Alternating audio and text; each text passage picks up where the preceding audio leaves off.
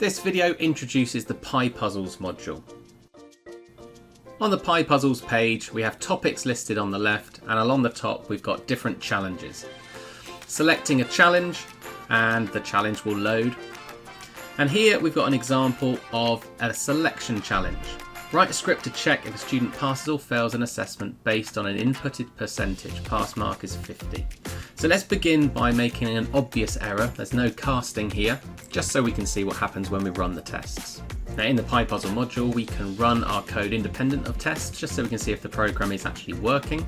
But when we're ready, we can run our code against the tests. And we get a test table showing us what the test inputs are, what the expected outputs are, and what we actually had as our outputs. And using this information, we can then make changes to our program. So here I've changed it so that instead of having no casting, we then cast it to int, realizing that actually it's going to accept decimal numbers, and as such we need to cast to a float. If we do that and then we run our tests again, we hopefully will get closer. But you can see that we're still failing, and that's because we haven't quite got our condition right. It's if score is equal to or greater than 50. And when done, you can see that the PyPuzzle has been completed.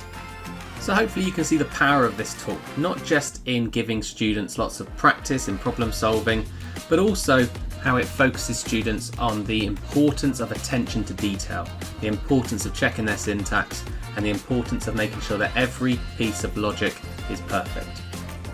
Via the teacher dashboard, teachers can monitor the progress of their students across all of these puzzles. Hovering over a cell and they can see their latest attempt. Clicking on a cell, they can load a lot more detail. They can reset progress for each student, and you can also lock challenges so that students within that group cannot access that particular challenge until you're ready. When students try to load that challenge, they will get a message saying that the challenge is locked. You can also create a task or a deadline for a PyPuzzle.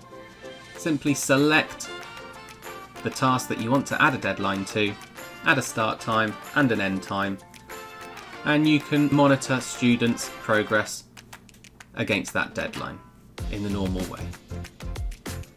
Join me in the next video where we will have a look at the AI Anna quiz bot.